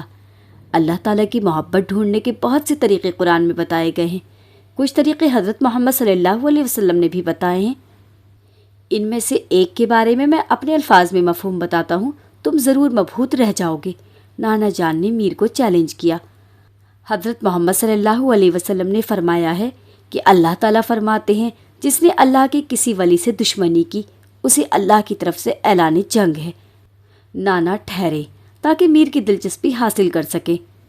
تو آپ خود کو اللہ تعالیٰ کا ولی سمجھ رہے ہیں؟ میر کھلکھلا کر ہنس دیا، جبکہ نانا جان اسے ایسی نظروں سے دیکھنے لگے جیسے کہہ رہے ہوں تم جلنا بند کرو، پھر اپنی بات جاری رکھی۔ اور اسی سے آگے اللہ تعالیٰ فرماتے ہیں کہ اللہ کا بندہ جن جن عبادتوں سے ان کا قرب حاصل کرتا ہے اور کوئی عبادت ان کو اس سے زیادہ پسند نہیں ہے جو اللہ نے اس پر فرض کی ہے، یعنی فرائض اللہ کو بہت پسند ہیں، جیسے نماز، روزہ، حج، زکوٰۃ۔ دادا جان اب گلاس میں پانی ڈال کر اس سے گھونٹ لینے کے لیے رکے۔ ہاں، آپ نفلی عبادت کی بات کر رہے تھے، مگر یہاں پر فرائض کا ذکر ہو رہا ہے۔ نانا جان بادام کھایا کریں، اگر پاگل واگل ہو گئے تو میں نہیں آؤں گا آپ سے ملنے، ورنہ بعد میں لوگ کہیں گے کہ پاگل کا نواسا جا رہا ہے۔ آخر میں اپنی ہی بات پر کھل کر ہنس دیا۔ وہ جیسے جیسے بڑا ہوتا جا رہا تھا اس کی بانڈنگ نانا جان سے اتنی ہی مضبوط ہوتی جا رہی تھی۔ اپنی ماں کو کہا کرو نا ناشتے میں تمہیں کووں کے انڈے کھلانا بند کر دے، ورنہ جس دن تمہاری چونچ نکل آئی تو میں تو بھائی دستبردار ہو جاؤں گا، ورنہ لوگ کہیں گے کہ وہ دیکھو بڑ بولے کا نانا جا رہا ہے۔ نانا جان نے حساب برابر کر کے ہاتھ جھاڑتے ہوئے اپنی بات جاری رکھی، جبکہ میر کا منہ بن گیا تھا۔ پھر اللہ تعالیٰ فرماتے ہیں کہ بندہ فرض ادا کرنے کے بعد نفل عبادتیں کر کے ان سے اتنا زیادہ نزدیک ہو جاتا ہے کہ اللہ تعالیٰ اس سے محبت کرنے لگ جاتے ہیں۔ میر چونکا، یعنی نانا جان درست کہہ رہے تھے؟ پھر جب اللہ تعالیٰ اس سے محبت کرنے لگ جاتے ہیں تو اللہ پاک اس کا کان بن جاتے ہیں جس سے وہ سنتا ہے۔ نانا جان نے اپنے کان کی طرف اشارہ کیا۔ اور اس کی آنکھ بن جاتے ہیں جس سے وہ دیکھتا ہے۔ اب نانا جان کی شہادت کی انگلی اپنی دائیں آنکھ پر تھی، اور اس کا ہاتھ بن جاتے ہیں جس سے وہ پکڑتا ہے۔ نانا جان نے اپنے ہاتھوں کے پیالے میں میر کا چہرہ لیا۔ اس کا پاؤں بن جاتے ہیں جس سے وہ چلتا ہے، اور اگر وہ اللہ سے مانگتا ہے تو اللہ تعالیٰ اسے دے دیتے ہیں۔ اگر وہ کسی دشمن یا شیطان سے اللہ کی پناہ مانگتا ہے تو اللہ اسے محفوظ رکھتے ہیں۔ اور اللہ تعالیٰ فرماتے ہیں، میں جو کام کرنا چاہتا ہوں اس میں مجھے اتنا تردد نہیں ہوتا جتنا کہ مجھے اپنے مومن بندے کی جان نکالنے میں ہوتا ہے۔ وہ تو موت کو بے وجہ تکلیف جسمانی کی پسند نہیں کرتا، اور مجھ کو بھی اسے تکلیف دینا برا لگتا ہے۔ نانا جان نے آخر میں اب پھر سے میر کے چہرے کی طرف دیکھا۔ وہ سچ کہہ رہے تھے، میر مبہوت رہ گیا تھا، یعنی محبت حاصل کرنے کے لیے فرض ادا کرنے کے ساتھ ساتھ نفلی عبادت بھی کرنی ہوگی۔ میر کی سمجھ میں ابھی بس یہی آ سکا تھا۔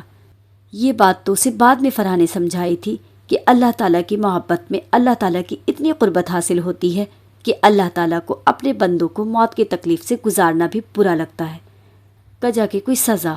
یہ انحصار کرتا ہے کہ تم کس درجے پر پہنچنا چاہتے ہو۔ نانا جان نے مسکراتے ہوئے اسے بہت آسان جواب دیا تھا۔ میر نے سمجھتے ہوئے سر ہلایا۔ تو اسی لیے نانا جان ہمیشہ اپنے اسٹرگلنگ موڈ میں رہتے ہیں۔ Very good. میر نے یہ بات اپنے دل میں کہہ کر ذہن میں نقش کر لی۔ وہ بھی اسی طرح اللہ کا محبوب بندہ بننا چاہتا تھا۔ 60 سال کی عمر میں ہی نانا جان بوڑھے نظر آنے لگے تھے۔ داڑھی اور بال قریباً سارے سفید ہو چکے تھے اور آبرو اب آنکھوں پر گر چکے تھے۔ یہ فرح کا غم ہی تو تھا جو کسی لاڈلے کی طرح ان کا ہاتھ تھام کر تیز تیز بھاگتا ہوا بڑھاپے میں کھینچ لایا تھا، مگر وہ اس پر بھی صبر کر جایا کرتے۔ نانا جان آ گئے ہیں، سب بریک لے لیں۔ یہ 14 سالہ دبلا پتلا میر تھا جو اب 5 فٹ 9 انچ کا قد نکال چکا تھا۔ چہرے پر ہلکا ہلکا رواں بھی واضح ہونے لگا تھا اور آواز قدرے بھاری ہو چکی تھی، مگر چہرے سے معصومیت ہنوز جھلکتی تھی۔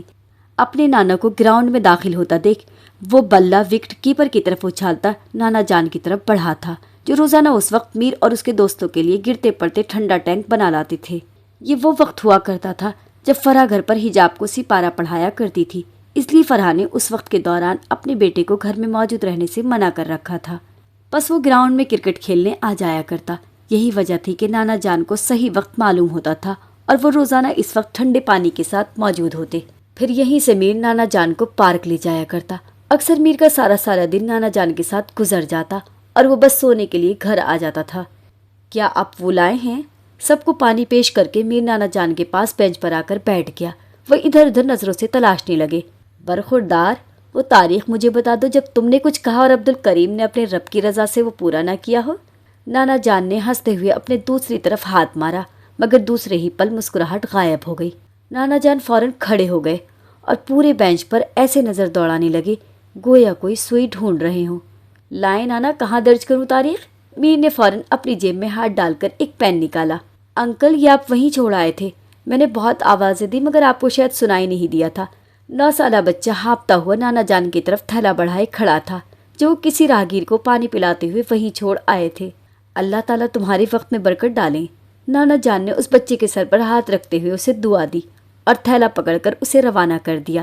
پھر پیچھے مڑ کر فاتحانہ نگاہوں سے میر کو دیکھا، جس نے فوراً سے نظروں کا زاویہ دوسرے بچوں کی طرف کر لیا تھا جو اب پھر سے کھیلنے لگے تھے۔ نانا، کتنی بار بولا ہے بادام کھایا کرے؟ اس نے ابھی بھی نظریں نانا کی طرف نہیں موڑی تھی۔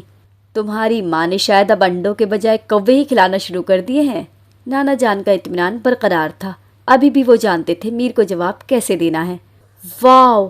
نانا جان نے کتاب تھیلے سے نکال کر اس کے سامنے کی تو وہ نانا کا جواب بھول کر اس کالی سطح والی کتاب کو دیکھتے ہوئے مبہوت رہ گیا۔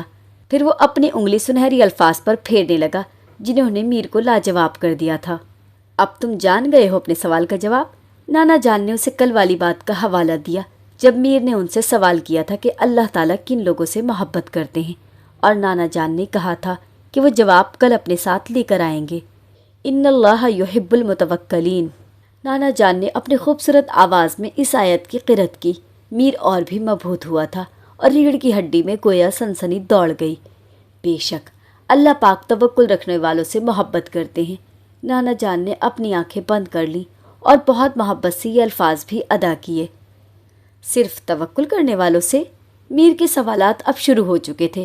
نہیں، توکل واحد نہیں ہے، اور بھی بہت سی آیات تمہیں اس قرآن میں ملیں گی، مگر توکل ایمان کی بہت پہلے جز میں سے ہے۔ ایمان لانے کی پہلی شرط یہی ہوتی ہے کہ آپ کو توکل کرنا ہوتا ہے کہ اللہ ہے اور وہ واحد ہے۔ توکل آپ کے ایمان کے شروع ہوتے ہی شروع ہو جاتا ہے، حتیٰ کہ آپ کے لیے بلاوا آ جاتا ہے، اور جاتے ہوئے آپ کا توکل ہوتا ہے کہ آپ اللہ ہی کی طرف لوٹائے جا رہے ہیں اور ایک وقت کے بعد دوبارہ زندہ کیے جائیں گے۔ نانا جان سانس لینے کو رکے۔ اس سارے عمل کے دوران اگر آپ کا توکل اپنے اللہ پر قائم رہتا ہے تو مبارک ہو اس شخص کو، اس نے وہ شے پالی جس کو لوگ تنہائی و ہجوم میں ڈھونڈا کرتے ہیں۔ اس نے اللہ کی محبت پالی۔ نانا جان کی آنکھوں میں خواہش کا عنصر نمایاں تھا۔ تو کیا مجھے اپنے سارے امور اللہ کے توکل پر چھوڑ کر پرسکون ہو جانا چاہیے؟ میر کے ذہن میں یہ بات صحیح سے فٹ نہیں ہوئی تھی۔ توکل خالی یہ نہیں ہوتا کہ آپ یہ آسرا کر کے بیٹھ جائیں کہ میں اگر فلاں گناہ کروں گا اور میرا توکل ہے کہ اللہ تعالیٰ مجھے بچا لیں گے۔ نہیں، بلکہ توکل تو یہ ہے کہ آپ کا نفس کسی گناہ پر آپ کو پکار رہا ہو اور آپ یہ توکل رکھے ہوئے ہوں کہ وہ جو البصیر ہے اس سے کچھ نہیں چھپ سکتا اور گناہ آپ کو اس سے دور کر دیں گے۔ پھر اسی توکل میں آپ اس گناہ سے بچنے کی تگ و دو میں ہوں تو آپ کا توکل محبت کی سیڑھی پر ایک قدم بڑھا لیتا ہے۔ نانا جان کی نظریں امیر کی نظروں سے ملی تھیں جو کسی سوچ میں تھا۔ اور یہاں کرتے ہیں ہم اپنے اس ناول کا اختتام، اور انشاءاللہ آپ کو اس کا نیکسٹ ایپیسوڈ کل مل جائے گا۔ اور پلیز ان سب سے ایک ریکویسٹ ہے جو لوگ ناول کو سن رہے ہیں وہ ویڈیو کو لائک کریں اور چینل کو سبسکرائب کریں اور کمنٹس بھی کر دیا کریں تاکہ ہمیں پتہ چلے کہ آپ کو یہ ناول کیسا لگ رہا ہے۔ اللہ حافظ۔